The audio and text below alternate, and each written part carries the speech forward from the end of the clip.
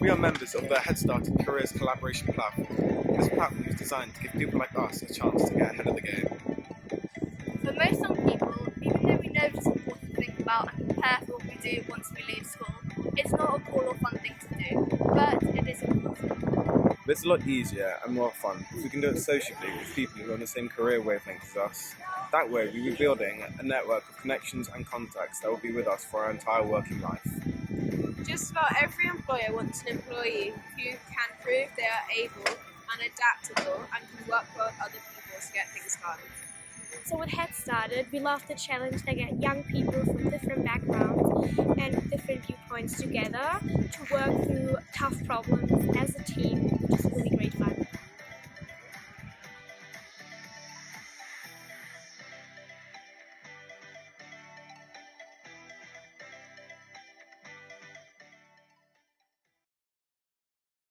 Hi, I'm Simone. And I'm Jess. We work in the transport strategy team at Lambeth Council. Our role involved working with communities across the borough of Lambeth to ensure that our street environments and local travel experience are safe, accessible to all, and allow us to make choices and to lead healthier lives. We all know that living in Lambeth can be busy. We are the 5th most densely populated area in the UK, meaning lots of people, a lot of energy, and a lot of different factors to consider on our streets. Our work is varied, involving a mix of research, monitoring, community engagement, design work, and project delivery, making physical changes to the public realm. Last year, we launched a transport strategy that sets out our plans for the next 20 years. We needed to consider the climate crisis, air quality, and our health, the safety of our residents, public transport provision, and the quality of our existing infrastructure. The COVID-19 pandemic has accelerated some of the projects we were already working on. Now, more than ever, with reduced capacity on public transport, we need to encourage as many journeys as possible to be taken by foot or bike. Working with people is our favourite part, and especially working with you, our young residents. We've decided to launch Many Different Voices, a 3-in-1 online teamwork, training and competition project to give students a chance to be part of the real-life redesign of Lambeth roads. You will play a vital role in how our future streets will be shaped. You bring fresh ideas and creativity, the bolder the better.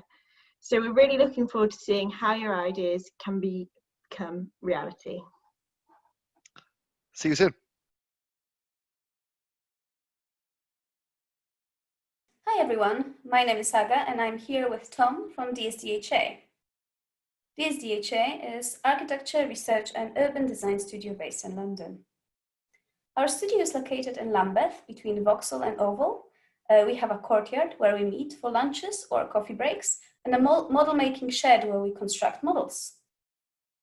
Models are displays around the studio for inspiration or as a working tool. We usually gather around them during design reviews to discuss further ideas and how design can evolve.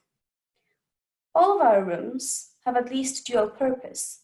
Kitchens and meeting rooms are sometimes our social event spaces, lecture theatres if needed, libraries, places where we eat lunches, have coffee breaks, or even we use them even for yoga classes. Recently, we have adapted our courtyard to meet social distancing measures to encourage people to spend more time outside. DSDHA is involved in various different projects. However, each project, public around the building, relationship with context and surrounding places, as well as how people use them, is at the heart of the project. We try to give back to the city a quality public realm. From large residential schemes in Westminster, where we introduce new pedestrian high street with community centre, restaurants and cinema, through an office building in Piccadilly that complements historical contexts, to public realm projects such as Exchange Square at the back of Liverpool Street that connects many different buildings, creating new public space for people to enjoy their lunch and spend their free time. Successful improvements to public realm, especially in a complex setting such as London, requires a comprehensive research to understand how the place is being used, What are the places of conflict? What does not work and what works well? Understand movement and transportation system. Desktop research, using online sources and in-person research, are the techniques that we are using to understand the area before we approach the design. One of the in-person research we do is 100 conversations, where we go to the site and ask pedestrians we meet simple questions about the neighborhood, how they perceive it, which places they normally use, what are their priorities, what works well, and what could be improved. Responses then form keywords graph or walking diagrams. This is a great start to understand what community thinks of the neighborhood, and then it can inform the design. As part of the research, our studio recently formed Spatial Intelligence Group that analyzes COVID-19 related changes to public realm and presents alternative proposals that could be used on streets instead of temporary road barriers that are widely used in London currently. As part of that initiative, we looked at Half Moon Lane, where we proposed wider passing places with extra line for cyclists. We looked also at Brixton Road, where bus stop could be relocated to help with pedestrian flow.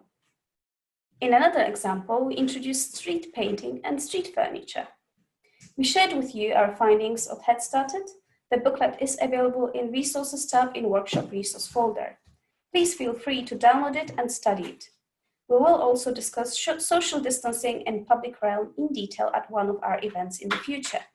We will upload more information about our studio, as well as more in-depth view how to become an architect or work in the industry. So if you are considering your career as an architect, researcher, or designer, you might be interested how we have become architects and what advice we could give you. Tom will give you a short summary to competition site, introduce you to research techniques, and explain timeline of next events. Over to you, Tom. Marked in grey, the Ferndale, Railton and Shakespeare Road low traffic neighbourhoods are located in South London, situated to the east and west of Brixton Station. Looking closer, the Ferndale Road LTN is nestled between Clapham North and Brixton Station, and to the east, the Railton Road neighbourhood is marked by Brixton Station to the north and Herne Hill to the south. And Shakespeare Road can be seen crossing through, extending north to Loughborough Junction. Some of you may have seen the recent measures introduced around the Railton and Shakespeare Road area to slow down traffic. This, for example, is a road closure along the lower part of Shakespeare Road. We also understand that some of you may not be familiar with the area at all, and if not, do not worry, just won't hold back your research. Sometimes fresh eyes can be a real benefit when entering a project. The traffic control proposals for Railton Road were introduced as an emergency measure to make the neighbourhood safer for pedestrians during the COVID-19 crisis. And in these examples, pavements have been widened to reduce the conflict between pedestrians. So temporary barriers are used along the Brixton Water Lane. New tarmac has been laid to increase pedestrian space along bus stops in Brixton, and also artwork has been added to improve visibility. However, these measures are only temporary, and Lambeth would now like your help in designing something more permanent. So for a large part of what goes into the research and design of public spaces and streets, it helps to understand the place. All the good and the bad bits about the existing before we make a proposal for how to change it. So our job will be to equip you with the tools that we use every day in the office in order to get a fully rounded understanding of a place, and importantly, before we make a proposal for how to change it. This is how you can show you're working, and this is what the judges want to see at the end of the process. So these research techniques can be split up into three main steps, which are city network, activity analysis, and observing behaviours, of which will be explained in upcoming workshops, but for now I'll give you a brief overview of these points. So, when approaching a project, we first identify the places of conflict, places such as busy roads, junctions, public squares, or pavements. 2, we then develop the city network by asking, where is this conflict happening in the city? What are the rules of the road? What movements happen here? What are the risks? So, here are two examples of networks in the city, and on the left is data collected from the Santander bike share scheme showing the frequency of cycle hire users in the city. On the right is a heat map made from personal bike activity in London, accessed by the Strava cycle app. So these two maps show different types of bike use and users and help develop a network of movement across the city. So activity analysis. Activity analysis questions what is really happening on the ground and nearby buildings, and what's the interaction between cyclists, pedestrians and vehicles, and how is the space used at different times of day, and where are the conflicts. So in this example on the left shows Queen Street in London at 8 AM in the morning, which is quiet with pedestrians and cyclists arriving to work. Then on the right shows Queen Street at 7 PM, busy with people socializing after work. Very little access is left for passing pedestrians or cyclists. So both images are taken at the same street, but at different times, and show how a place can offer a diverse range of activity and use when analyzed. So onto behavior analysis. And behavior analysis looks at the movements of street users.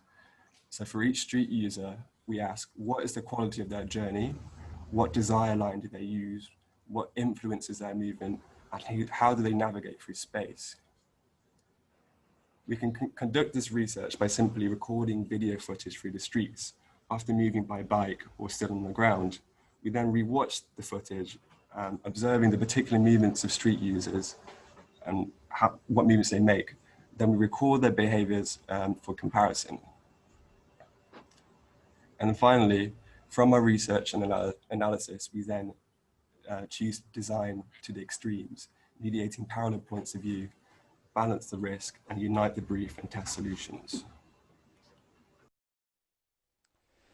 To help understand the output and visualization of your ideas, we will show you a few tips and techniques to help represent your designs.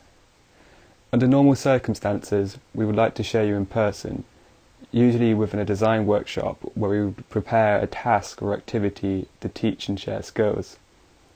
But for the meantime, we can show you a few techniques that you can do for yourself at school or at home. To start, precedent images are a useful tool to help convey an idea or concept you may have, whether it be a similar design, construction, material, or even to show how a space could be used. You can then collate these precedents into an ideas board to help group your thoughts. You can find these images using Google, Instagram, or more effectively, creating a Pinterest board online. You can of course draw sketches to develop your ideas. And a useful technique is to print out screenshots from Google Street View, drawing over on a layer of trace. Even greaseproof paper will work. Or if you do not have access to printing, you can also draw over using a phone or tablet. And importantly, make sure to discuss and share your ideas with your peers. Conversation and critique is really helpful when developing your designs. Please remember, this is just a short summary of design techniques, and we are completely open to other methods and representations. We will discuss more about design techniques later in the competition timeline. So what's next? As I mentioned before, these principles and research techniques will be discussed in greater detail at the forthcoming events. And over the next few weeks, we'll be hosting a series of 8 workshops. Some will be in the format of pre-recorded video tutorials, and others will be more informal, structured as a discussion, where you guys can share the work you've been doing, asking us any questions you might have about previous workshops and your developing design proposals.